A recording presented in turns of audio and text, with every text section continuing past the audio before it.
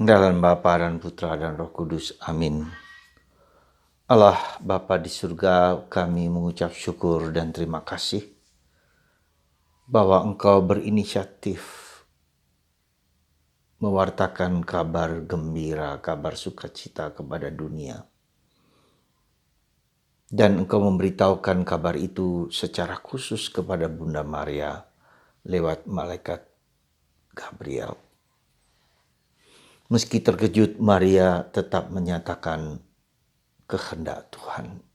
Terjadilah padaku menurut perkataanmu. Bantu kami ya Tuhan supaya kami bersikap yang sama seperti Bunda Maria. Terpujilah namamu kini dan sepanjang segala masa. Amin.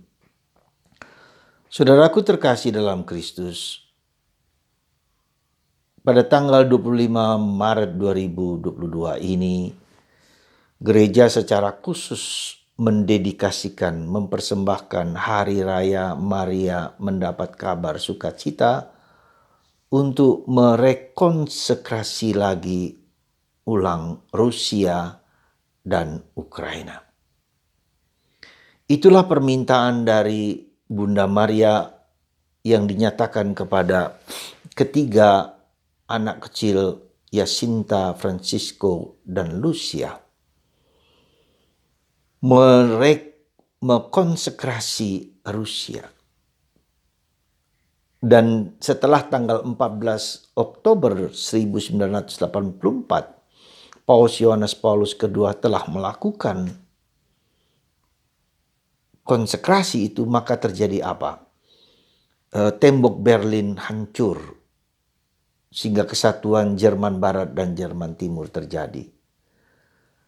Kemudian 1989, pada bulan Desember, Uni Soviet yang gagah perkasa dengan puluhan negara-negara komunis runtuh lewat Gorbachev, Presiden Uni Soviet. Dan kita mohon, ternyata kita perlu masih rekonsekrasi lagi Rusia dan Armenia. Dan mudah-mudahan kita percaya bahwa perdamaian di dunia akan terjadi. Bukan hanya di Rusia dan Ukraina, tetapi persekutuan pertahanan seperti NATO dan banyak lain di negara-negara yang menciptakan mesin perang, senjata-senjata, terjadi perdamaian di seluruh dunia. Tidak hanya di Eropa tetapi juga di Asia, terlebih di Cina. Ya, Sin naga, iblis naga itu dihancurkan oleh hati Bunda Maria yang tak ternoda.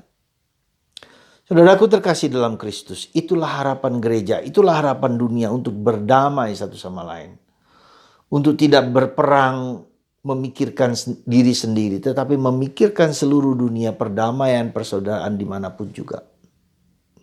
Bunda Maria, meskipun kita tahu bukanlah yang gampang bagi Bunda Maria untuk dikatakan bahwa dia mengandung karena Roh Kudus. Di usianya yang masih belia, 15 tahun, dia menerima pernyataan, menerima undangan, menerima tantangan, menerima rahmat yang kita sebut sekarang kabar gembira. Tetapi pada waktu itu bukanlah yang gampang Bunda Maria. Karena apa? Di usianya yang belia dia mengandung, dan itu merupakan suatu risiko yang besar. Bisa dirajam, bisa dibunuh. Tetapi kalau rencana Tuhan akan terjadi. Demikian juga dengan Yosef yang harus menerima Bunda Maria. Perkataan ya terjadilah padaku menurut perkataanmu adalah suatu tindakan yang brilian, jenius, dan luar biasa dari Bunda Maria. Dia tidak mempedulikan situasinya yang tidak mudah, dilematis. Tetapi dia menjawab tawaran Tuhan itu dengan mengatakan penuh kegembiraan dan penuh kekuatan. Ya, aku mau. Ya, yes. Untuk kebaikan, perdamaian dunia. Saudaraku terkasih dalam Kristus, apa yang kira-kira dapat kita petik dari hidup kita, dari pengalaman Bunda Maria ini bagi kita? Saya menganggap ada dua hal penting ya yang mungkin kita harus sadari, yaitu jawaban Maria. Terjadilah padaku menurut perkataanmu. Ya, aku mau. Dan yang kedua, kita lihat bahwa Bunda Maria berjumpa dengan malaikat. Perjumpaan itu bukanlah suatu perjumpaan yang sederhana, yang tidak semua orang bisa memahaminya. Ya. Jadi di sini kita melihat bahwa Bunda Maria mempunyai dan mendapat karunia untuk berjumpa dengan yang ilahi. Siapa yang bisa melihat? Siapa yang bisa memandang Allah, memandang malaikat Tuhan, kalau dia tidak diberi karunia yang besar? Dan itulah karena Tuhan telah memilih Maria, telah mempersiapkan Maria, dan memberikan karunia yang besar kepada Maria. Gratia plena, ya, penuh rahmat, dinaungi oleh kuasa Allah. Jadi Tuhan sendiri telah memilih Maria untuk mendapatkan suatu tugas mulia yang tidak ringan dan tidak mudah, yang berat, salib. Dan itu pula yang Tuhan inginkan bagi kita semua. Apa saja yang kebaikan-kebaikan, kemuliaan-kemuliaan yang mau kita lakukan dalam hidup ini. Jadi ketika dalam diri kita ada keyakinan untuk melakukan yang baik, misalnya untuk berdamai dengan orang di sekitar kita, untuk menerima dan mencintai suami, istri, atau anak-anak yang bengal, yang berdosa, yang lemah, yang kita terima. Ya Tuhan, aku mau menyelamatkan suami, istri, anak-anakku, meskipun mereka sungguh-sungguh berada dalam situasi yang tidak mudah. Jadi perkataan ya kepada Tuhan itu berarti saya mau ya, melakukan apa saja, berkorban apa saja demi keselamatan orang lain. Itulah ya dalam diri kita yang konkret. Ya juga bisa berarti saya mau berdoa sekarang.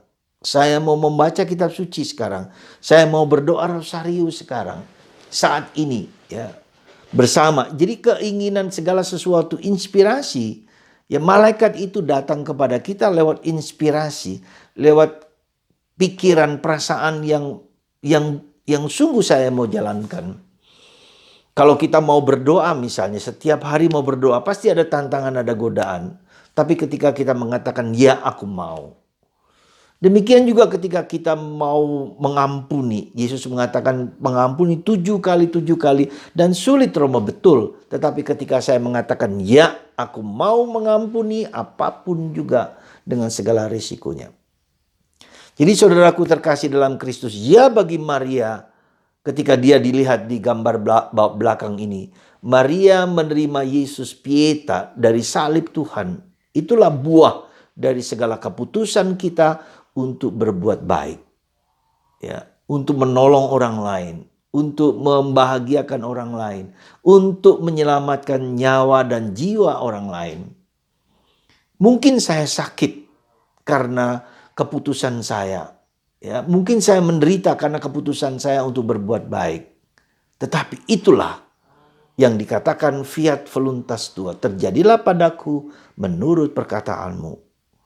Jadi saudaraku terkasih, kabar gembira itu bukan hanya seperti Maria, tetapi kabar gembira adalah bahwa saya mau berbuat baik bagi orang lain. Bahwa saya mau mencintai orang lain, bahwa saya mau menyelamatkan jiwa orang lain. Meski tidak mudah. Dan tentu salib ini seperti Bunda Maria, di akhir pernyataannya, terjadilah padaku menurut perkataanmu. Dan itu diulang-ulang terus. Ya Tuhan aku mau, ya Tuhan aku mau, ya Tuhan aku mau menyelamatkan orang-orang yang ingin Tuhan selamatkan. Dengan doa, dengan pengorbanan, dengan sikap kita.